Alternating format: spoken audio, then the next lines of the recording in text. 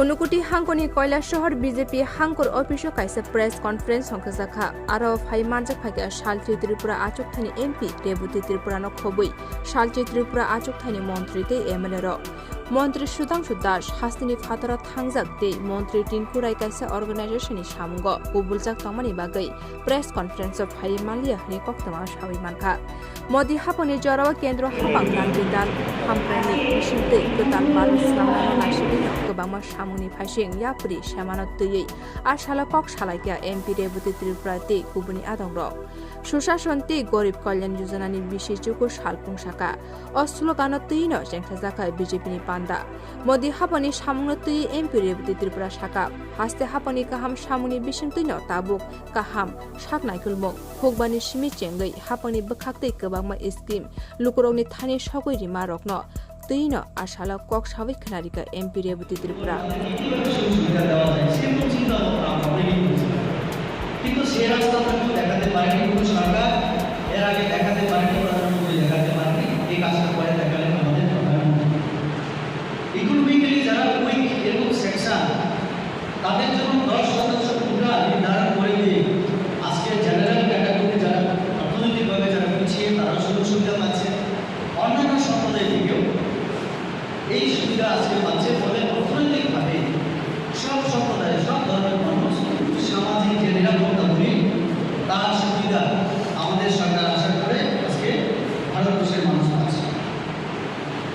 এরপরে আমি যদি বলি যে বিভিন্ন অধিকার দেওয়ার ক্ষেত্রে মহিলা শিশু সামাজিকভাবে পিছিয়ে পড়া সেই ক্ষেত্রে অনেক উদাহরণ আমি দিতে পারি সপ্তাহ বিস্তারিত বলতে গেলে অনেক সময় লাগবে।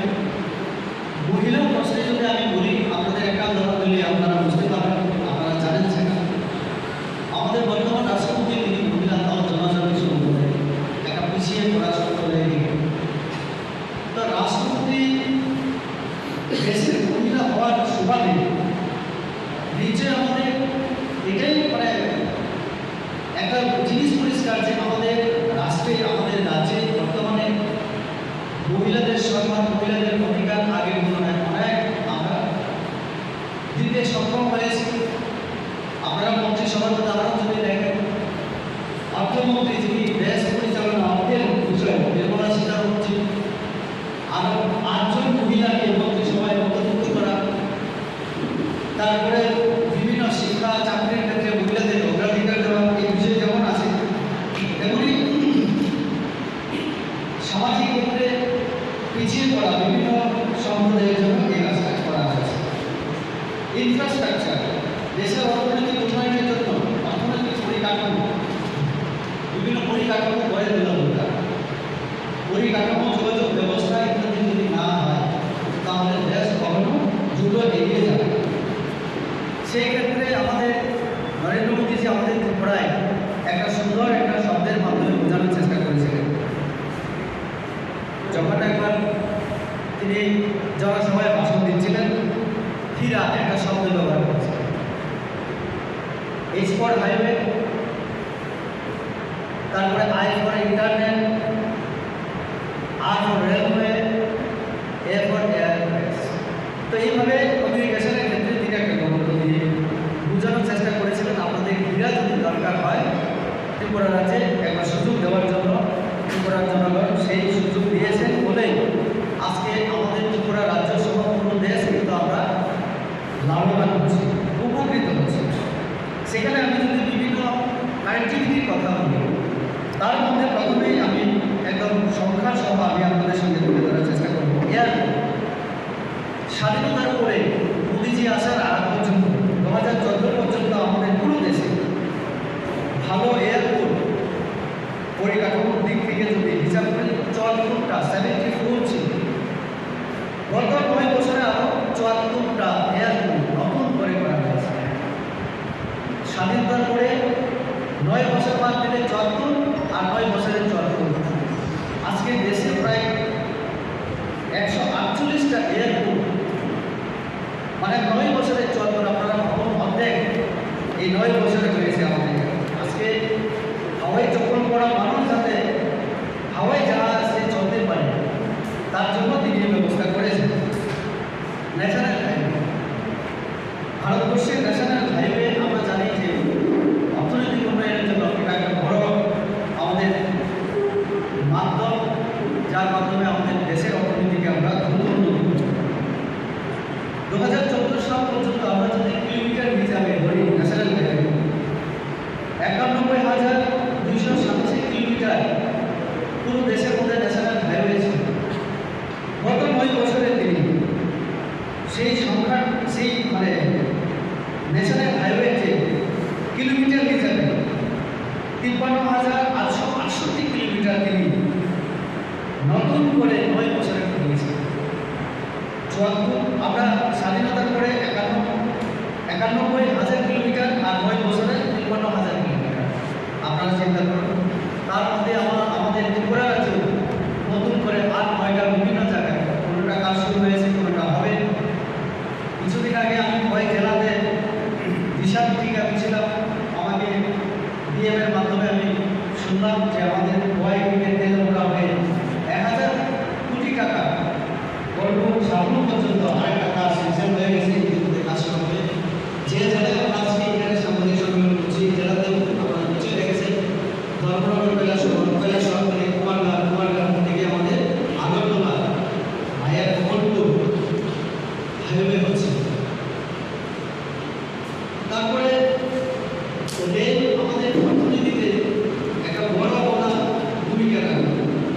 আমাদের মধ্যে যে সম্পদ হচ্ছে চায়না এবং জাপান, আমরা দেশ জার্মানি ইত্যাদি দেশগুলি যদি বুলেট ট্রেন চালু করতে পারে, কেন আমার দেশে হবে? সময় বাঁচানো, অর্থনীতিকে আরো চাঙ্গা করার জন্য এটা দরকার। তার জন্য তিনি একটা ওয়ার্ল্ড ক্লাস যেটা বলি আমরা ফেসিলিটিস, ট্রেনের ক্ষেত্রে, স্টেশনের ক্ষেত্রে, এইগুলি করার ক্ষেত্রেও আমরা দেখেছি ফার্স্ট ক্লাস যেটা first time world class train, যেটা আমাদের ভারতবর্ষে যেটা আমরা কখনো চিন্তা করিনি, সেটাতে তিনি এরকম গত 9 বছরে 20টা বন্দে ভারত এক্সপ্রেস তিনি চালু করেছেন। 20টা যেটা আগে ছিল।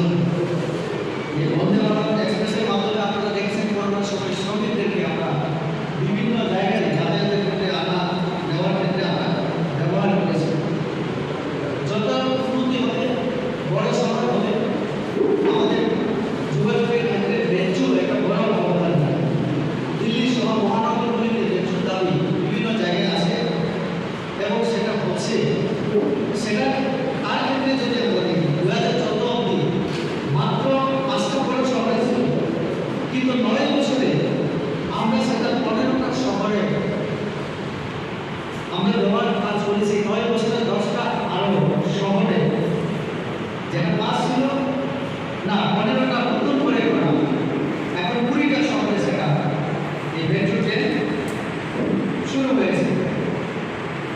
স্বাস্থ্য পরিষেবার ক্ষেত্রে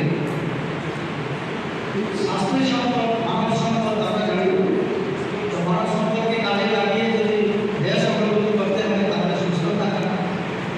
এই ক্ষেত্রে আমাদের সরকার ঐতিহাসিক পদক্ষেপ গ্রহণ করেছে বিভিন্ন এই যে মেডিকেল বিল, আইন সংশোধন করে পরিকাঠামো গড়ে তোলা, কলেজের সংখ্যা, ইউনিভার্সিটির সংখ্যা, ছাত্র সংখ্যা বাড়ানো ইত্যাদি সমস্ত দিক চিন্তা আমাদের সরকার কাজ করেছে। 2000 এমসির কথা যদি আমি বলি, শিক্ষা ক্ষেত্রে যেহেতু আমার সাথে এমস এসে আমি মেডিকেল আসে এমসের ক্ষেত্রে 14 পর্যন্ত সংখ্যা ছিল দেশে মাত্র 7টা। 9 বছরে নরেন্দ্র মোদীজির নেতৃত্বে আমাদের সরকার আরো নতুন করে 15টা এমস সারা দেশে এবং মেডিকেল কলেজ পুরো দেশে 2014 অবধি 641টা ছিল আমাদের পুরো দেশে মেডিকেল কলেজের সংখ্যা। নতুন করে আরো 700 মেডিকেল কলেজ এই 9 বছরে হয়েছে। আপনারা চিন্তা করুন, পুরো স্বাধীনতার পরে 14 অবধি 641টা আর 9 বছরে 700 মেডিকেল কলেজ স্থাপন করা হয়েছে। ছাত্র সংখ্যার ক্ষেত্রে সিট, মেডিকেল সিট নিয়ে আমরা জানি আমাদের ত্রিপুরার অনেক কিছু হয়েছে, সেটা আমি বলবো না বিস্তারিত। 2014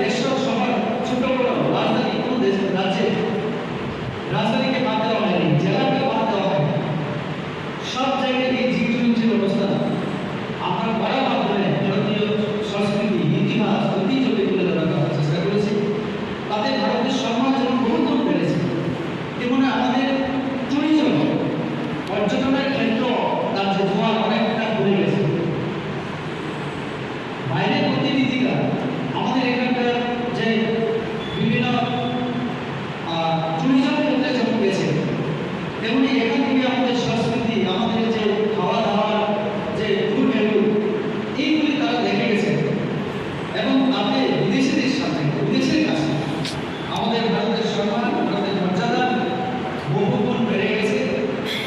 যে কাজটা আগামী দিনে আমাদের দেশে উন্নতি করতে গেলে ইনভেস্টমেন্টের দরকার, বিনিয়োগের দরকার, শিল্প করতে গেলে, পরিকাঠামো করতে গেলে, সেক্ষেত্রে এই যে G20 সামিটগুলি আগামী দিনে কাজ করবে। বিনিয়োগের ক্ষেত্রে বিনিয়োগকারীরা আমাদের দেশে আসার জন্য অনেক আগে থেকে তারা চেষ্টা চালাতো, কিন্তু আমাদের নানা প্রতিকূলতা, বিভিন্ন আইন কানুন বাধার কারণে তারা আসতে পারেনি। তো এই কারণে আমাদের নরেন্দ্র মোদীর নেতৃত্বে বিভিন্ন শিল্প কারখানা যাতে গড়ে তোলা যায়, বিদেশিরা যাতে এখানে বিনিয়োগ করতে পারে, তার জন্য পুরানো আমাদের এরকম মানে ইংরেজ আমলে যেটা ১৭ বছর আগে পুরানো আইনকে যেমন বাতিল করা হয়েছে, সেই সংখ্যা সবটাই আছে, আমি তুলে ধরবো না। তেমনি সেই জায়গায় সরলীকরণের মাধ্যমে আইন দেশে বিনিয়োগের একটা পরিবেশ তৈরি হয়েছে। আপনারা জানেন স্যামসাং যে মোবাইল ফ্যাক্টরি, আমি যদি উদাহরণ দিই, পৃথিবীতে এখন ওয়ার্ল্ডের সব থেকে উৎপাদনকারী একটা যে মোবাইল সংস্থা স্যামসাং, তার কারখানা কিন্তু আমাদের ভারতবর্ষে। আগামী দিনে অনেক কোম্পানি, অনেক সংস্থা আমাদের ভারতবর্ষে আসার জন্য তারা উদ্যোগ হয়ে বসে আছে।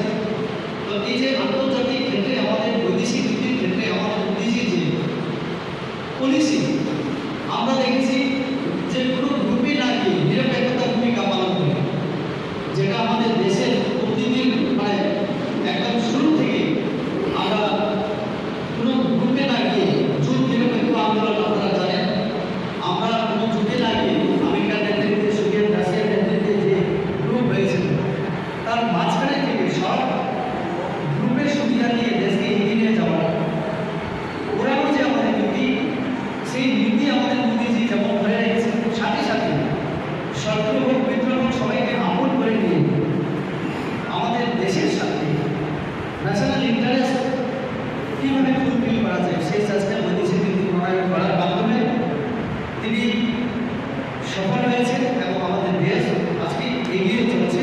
এবং এইভাবে আমাদের গতকাল পর্যন্ত আমি যেটা দেখেছি, আমাদের গ্রোথ রেট এই করোনার পরে 7.2, যেখানে আমাদের আমেরিকা, ইংল্যান্ড আরও বড় বড় দেশ যেখানে 4%, 5% তাদের যে জিডিপি গ্রোথ রেট তারা অর্জন করতে পারেনি, আমরা সেখানে 7.2% আমরা এই রেটে আমাদের উন্নয়ন চলছে, এগিয়ে চলছে আমাদের।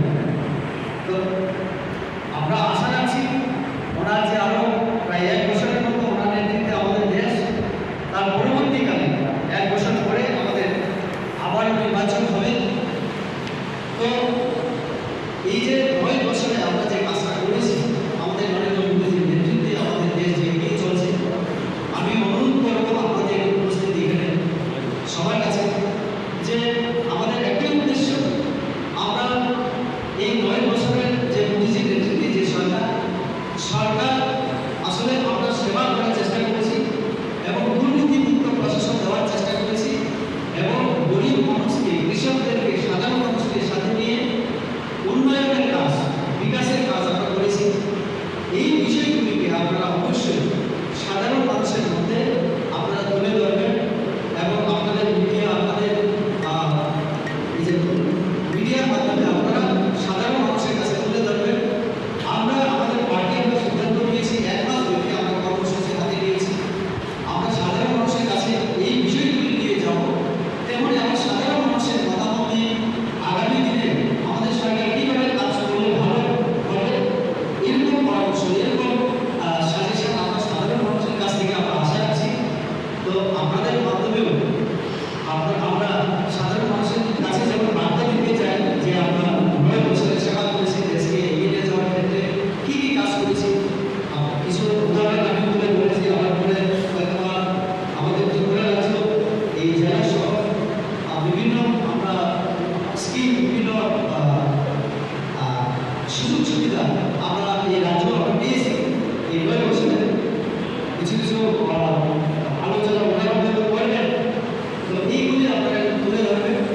এই অনুরোধ আমার রইল। আমার কথাবার্তা এখানে শেষ করছি। সবাইকে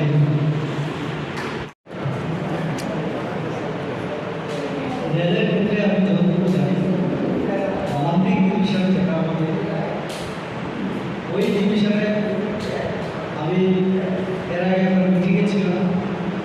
তারপরে জেনারেল ম্যানেজার একবার এসেছিলেন মহাবিদ্যালয়ে, আমি কাঞ্চনপুরে ছিলাম। কাঞ্চনপুর থেকে গিয়ে রাত 9টার সময় ওনার সঙ্গে মিটিং করেছিল। উনি আমাকে বললেন যে এটা আমাদের যে সার্ভে যে কাজটা এটা চলছে এবং অন্তিম পর্যায়ে আছে, আমাদের তিনি বলেছেন। আমি জিজ্ঞেস করলাম এত দেরি হওয়ার পেছনে কী কারণ? উনি আমাকে উত্তর দিয়েছিলেন যে উত্তর পূর্বাঞ্চলের মাটির যে ধরনটা, এই উত্তর পূর্বাঞ্চলে কি হয়, ধরো বর্ষার পরে খুবই যে এটা পরিবর্তন হয়ে যায়, ধস নামে কোথাও কি, তার জন্য বারবার নাকি তাদের সার্ভে করে কোন জায়গায় ব্রিজ লাগবে, সুরঙ্গ লাগবে, এইগুলি তাদের কয়েকবার করতে হয় আমাদের উত্তর পূর্বাঞ্চলে। ইউপি বিহারের ক্ষেত্রে সমাধান ভূমি হওয়ার কারণে সেখানে একবার সার্ভে দেওয়া হয়। এই কথা আমাকে বলেছেন আমাদের মাননীয় মুখ্যমন্ত্রী, রাজ্যের পূর্বতন এবং বর্তমান, ওনারাও এই বিষয় নিয়ে খুব সচেতন এবং রেলমন্ত্রীর সঙ্গে আমার কথা হয়েছে, পূর্বতন রেলমন্ত্রী পীযূষ গোয়েল এবং বর্তমান। তো আমাদের এখানে যেটা সার্ভের কাজ চলছে অন্তিম পর্যায়ে, এই কথাই বলতে পারি আমাদের প্রয়াস চলছে। আরেকটা আমার প্রস্তাব রেল এয়ারপোর্টে, সেটাও আমি আমাদের আগরতলা এয়ারপোর্টের যে ডিরেক্টর আগে যিনি ছিলেন এখন বর্তমানে দুজনের সঙ্গে আমার কথা হয়েছে।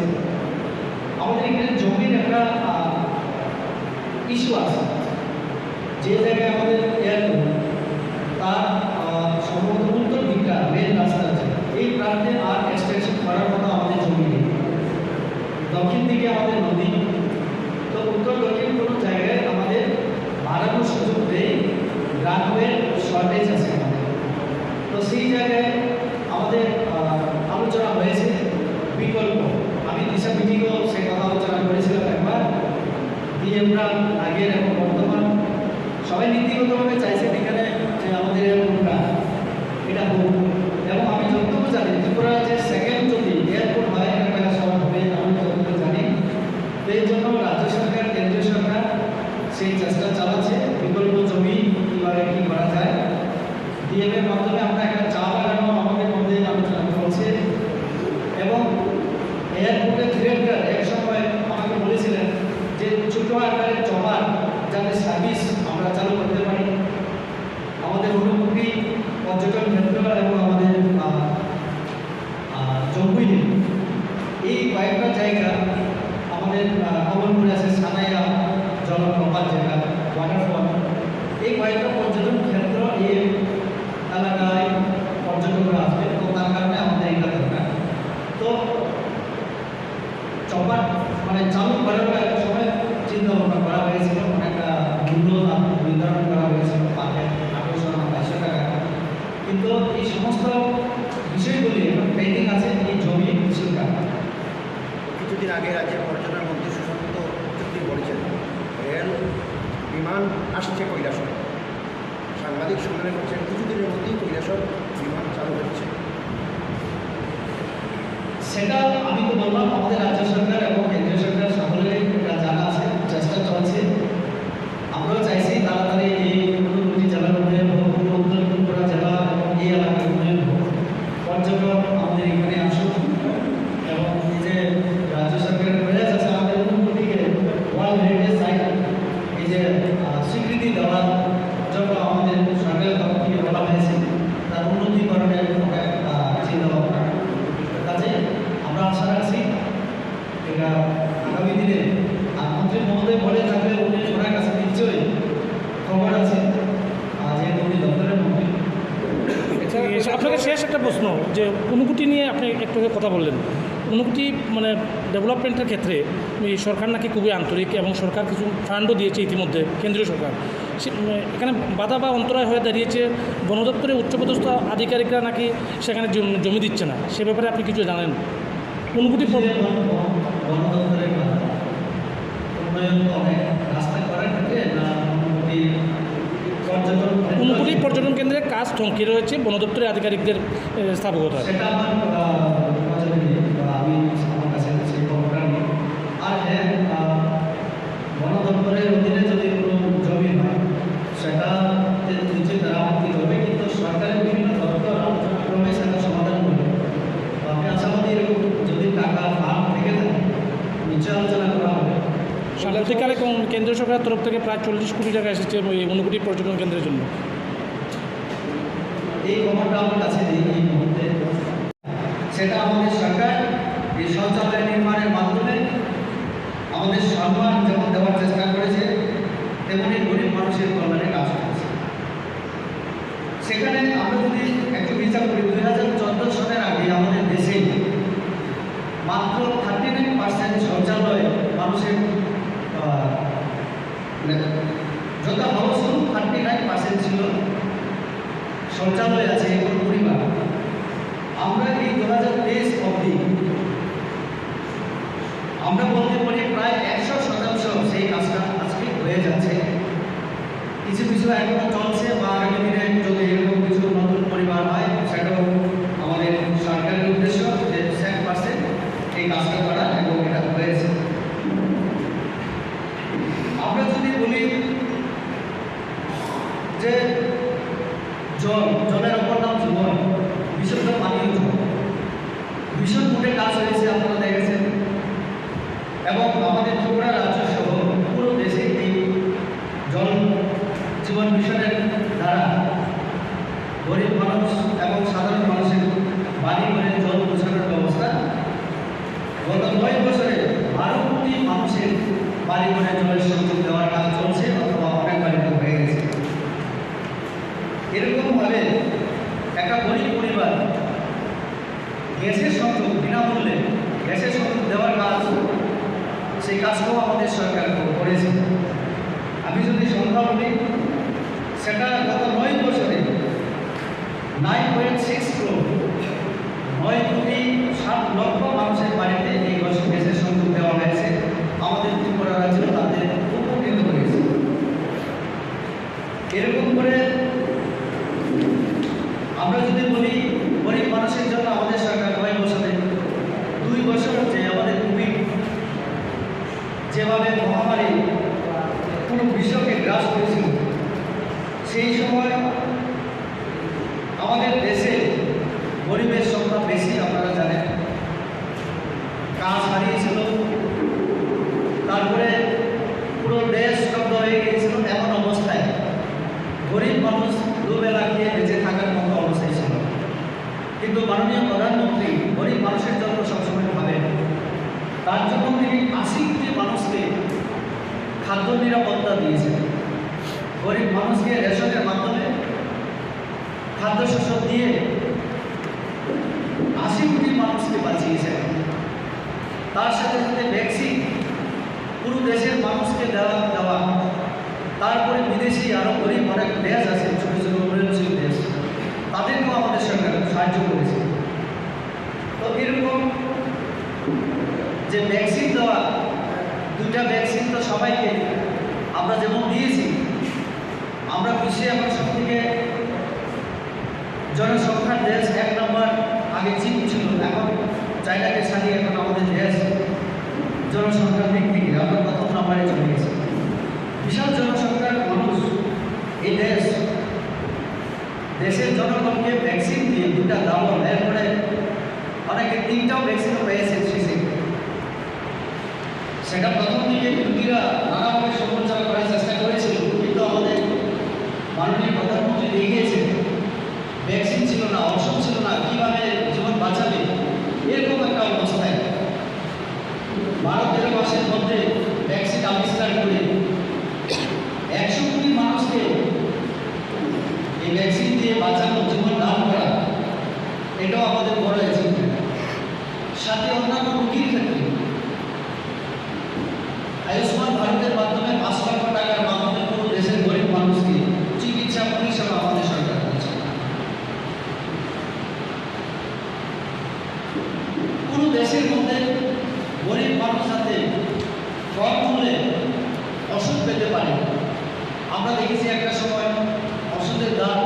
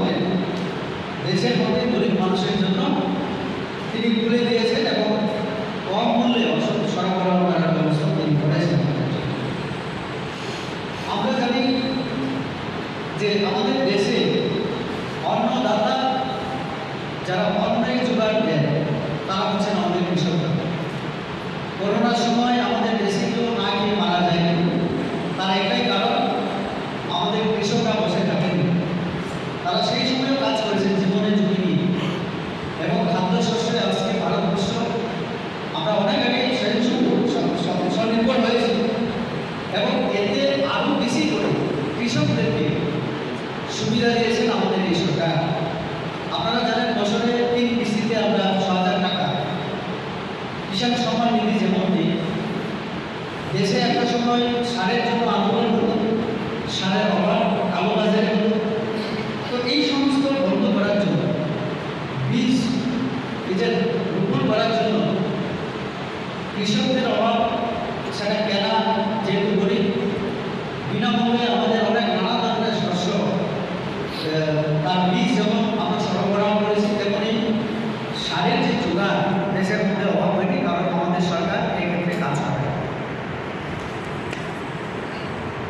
কৃষকদের ডাবল ইনকাম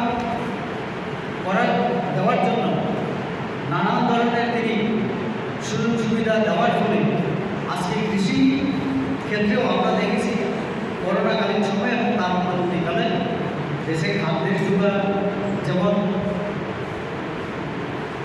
যথেষ্ট পরিমাণে রয়েছে, তেমনি অনেক ক্ষেত্রে আমরা এখন অনেক শস্য, অনেক কৃষিজাত পণ্য রপ্তানি করে অর্থনৈতিকভাবে আরও কীভাবে দেশ এগিয়ে যাওয়া যায় তার জন্য আমাদের সরকার কাজ করেছে।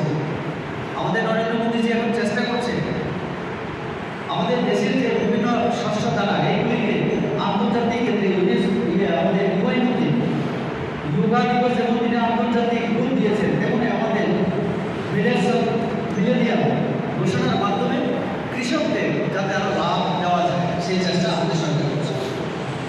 সামাজিক নিরাপত্তার কথা বলি আমরা, দেশের নিরাপত্তা যেমন দরকার, সামাজিক নিরাপত্তা তেমনই আমাদের দরকার।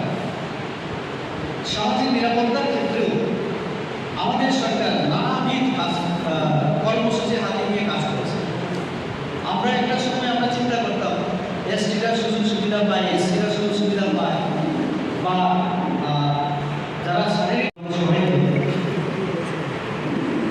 প্রথমে ধন্যবাদ জ্ঞাপন করছি আমাদের দুজন রাজ্যের সাথে আমার সঙ্গে রয়েছেন আমাদের মাননীয় অধ্যক্ষ ত্রিপুরা বিধানসভা, মাননীয় মন্ত্রী, রাজ্য মন্ত্রিসভা এবং মুখ্য সচেতক, মাননীয় বিধায়িকা সহ অন্যান্য বিধায়কগণ, উপস্থিত বিভিন্ন মিডিয়ার সঙ্গে যারা যুক্ত, আপনাদের সকলকে আমার ব্যক্তিগত তরফ থেকে এবং আমাদের দলের তরফ থেকে আন্তরিক শুভেচ্ছা এবং ধন্যবাদ জ্ঞাপন করছি। শুরুতে আমাদের অস্মিতাদি এবং সুব্রতরা সংক্ষেপে আজকে আমাদের এই সম্মেলনের যে মূল উদ্দেশ্য আপনাদের সঙ্গে সামনে তুলে ধরেছেন। বিস্তারিত বলার আগে আমি সুব্রতরা এবং অস্মিতাদির সঙ্গে আমি শুরু থেকে আমি বলতে চাই যে স্বাধীনতার পরে আমাদের সরকার আমরা পেয়েছি, তার মধ্যে এই যে ৯ সাল নরেন্দ্র মোদীজির নেতৃত্বে কেন গুরুত্বপূর্ণ, এই বিষয়টা তুলে ধরার জন্যই আজকে আমাদের এই সাংবাদিক সম্মেলন। আমরা যদি দেখি নরেন্দ্র মোদীর নেতৃত্বে 2014 সালে সরকার গঠন হওয়ার পূর্বে অন্য সরকারগুলি কীভাবে দেশ শাসন করেছে সেটা যদি দেখি তাহলে আমরা দেখতে পাই যে মন্ত্রিসভার মন্ত্রী থেকে শুরু করে প্রধানমন্ত্রী পর্যন্ত দুর্নীতির কারণে বিভিন্ন অভিযুক্ত হয়ে জেলে গেছে। দেশের নিরাপত্তা, দেশের উন্নয়ন, বৈদেশিক নীতির ক্ষেত্রে বিদেশের সামনে ভারতীয়দের সম্মান, একটা সময় ভারতীয় বলে পরিচয় দিতে আমাদের লজ্জাবোধ হয়েছে যখন আমরা দেখেছিলাম প্রধানমন্ত্রী থেকে মন্ত্রী এবং বিভিন্ন অফিসার আছে। এরকম একটা পরিস্থিতি থেকে দেশকে সেবা, সুশাসন এবং উন্নয়নের সরকার প্রদান করেছেন আমাদের মাননীয় প্রধানমন্ত্রী নরেন্দ্র মোদীজির নেতৃত্বে আমাদের মন্ত্রিসভা। এনডিএ প্রথম সরকার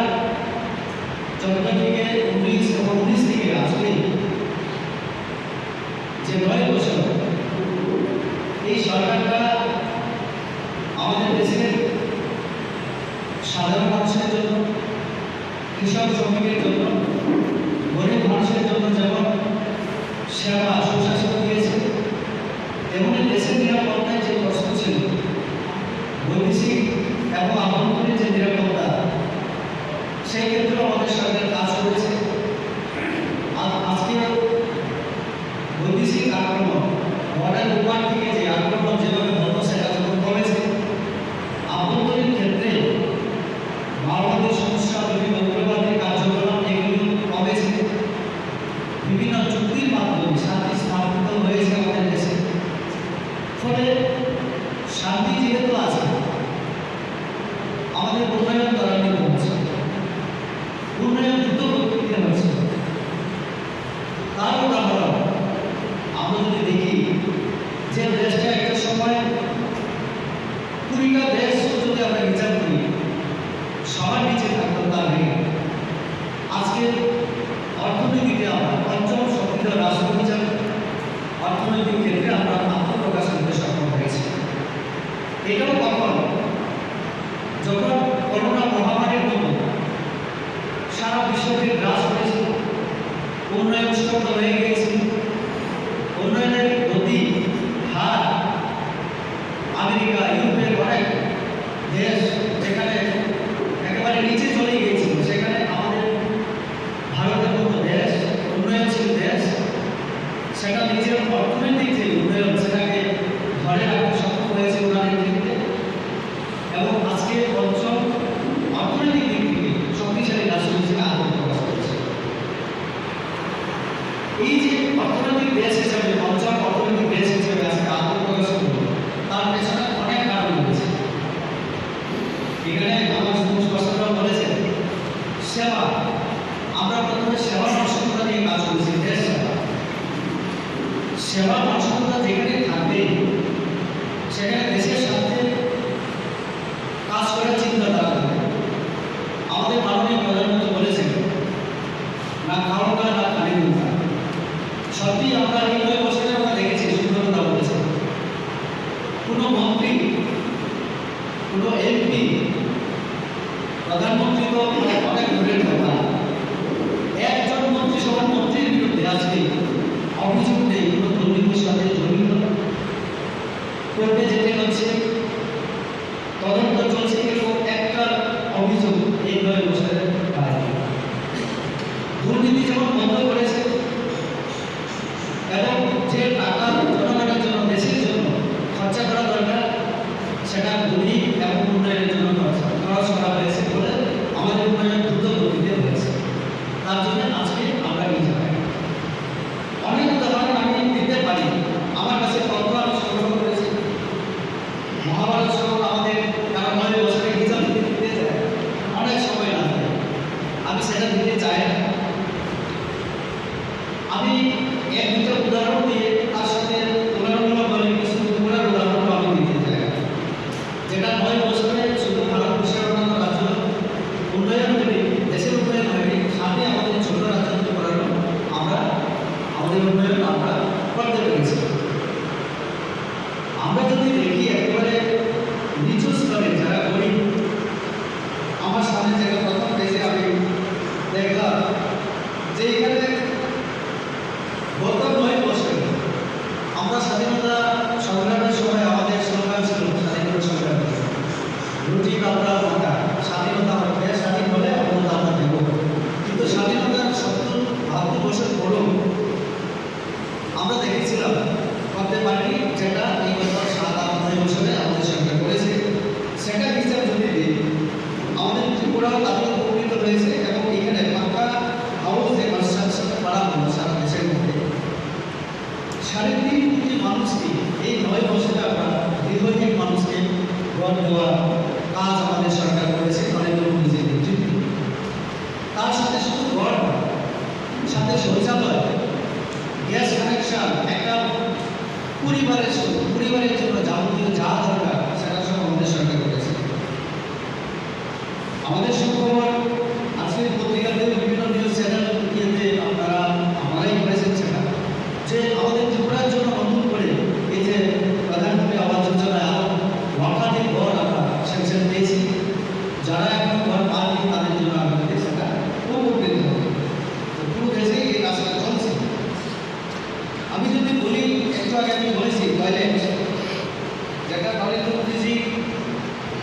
সরকারের অন্যতম কাজের মধ্যে উদাহরণ হিসেবে আমি আপনাদের সামনে সংখ্যা তুলে ধরতে পারি।